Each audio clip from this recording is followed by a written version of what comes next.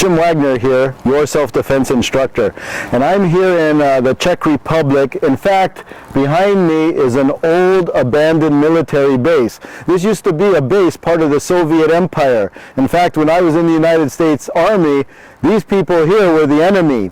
Now with me today is Peter Falk. He is the director, the reality-based director of the Nordic countries, Scandinavia and Finland, along with Iceland.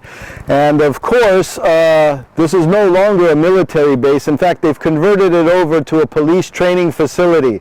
And what I'm going to teach you today is the fundamentals of a good front kick. So let's go inside and kick open some doors. Now, to truly have an effective front kick, you need to know how to kick open a door. Yep, you heard me right. You need to kick open a door to understand this. Now, what are the principles in kicking open a door? Well, first of all, let me show you how it's done, and then, of course, I'll take you step by step on the principles, and then we'll show you how it applies on a human being.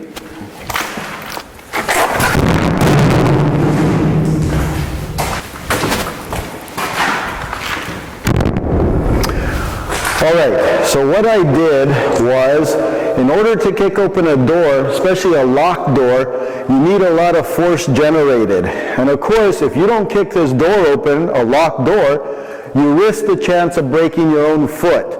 So that thing's got to fly open because you probably only have one chance. As a police officer, I've had the opportunity to kick open a few doors on raids.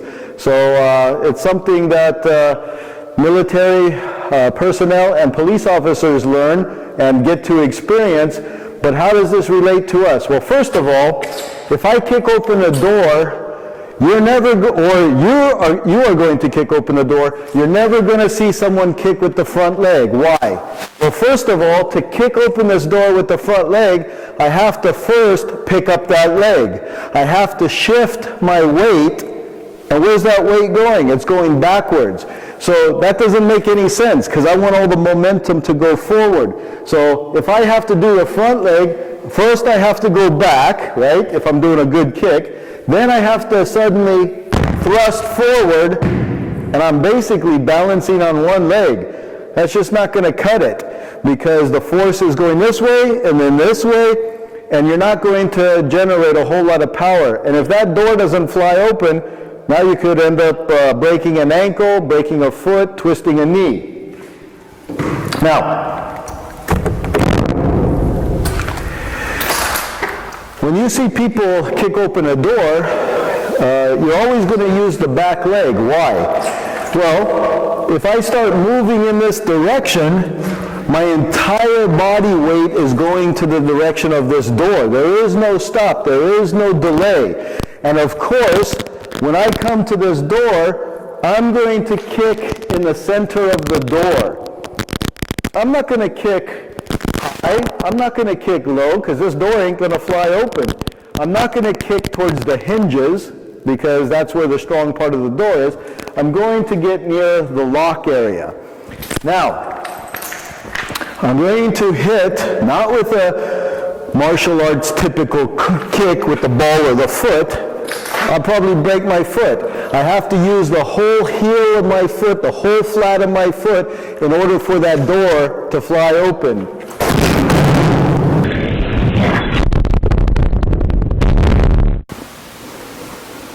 Now, when I'm fighting a human being, the principles of kicking the door are going to be exactly the same on a person. Now, where is the mid-level of a person like on a door? Well, it's going to be the pelvic area. This is the area you want to strike.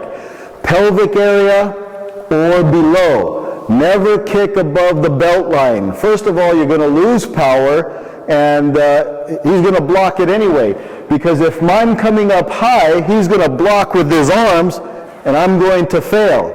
On the other hand, if I'm quick and hard, it's very hard for him to block this kick. All right? Also, where's his center of gravity? It's right here in the pelvic area. Now, a lot of people say, well, kick him in the groin. You know, kick him where it counts. But the truth is, I'm hitting center mass. That's my goal, is to hit center mass.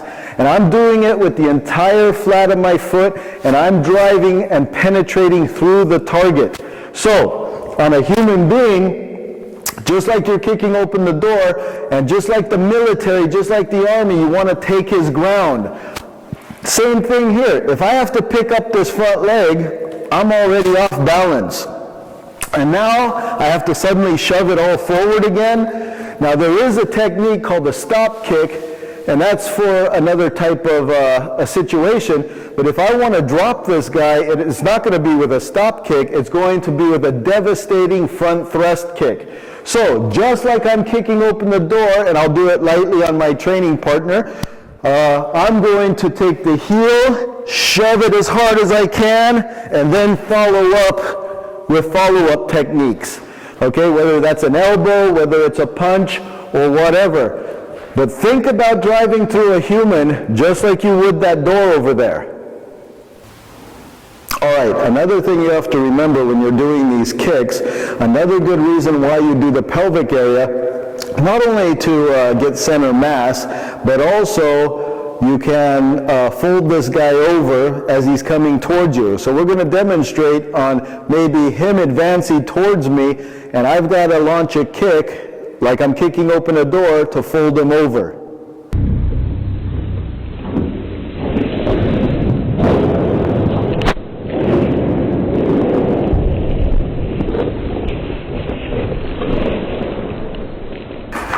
Now, going back to the pelvic area, yeah, if you hit the groin, yeah, perfect. But again, we're after center mass. Again, it's like shooting. How are police and military taught to stop a suspect or an enemy? Well, you don't say, okay, I'm going to get him in the heart, or I'm going to get him in the liver.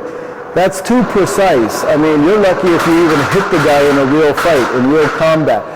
So think like shooting where you're just trying to hit center mass of the target. Same thing in here. I'm just happy if I hit center mass because this is a very fluid and dynamic situation. Combat or conflict is very fluid. So groin is fine, but don't forget, even if you contact the flat of your foot in where the leg, the bone of the leg hooks up with the pelvic, I mean, that's devastating, and you could just knock that ball joint right out of place, and that will stop him too. So again, we hit the pelvic area because one, it's center of gravity, two, it's going to fold him over, and three, even if you miss and you're off center, you're going to devastate the bones and the joint in that area.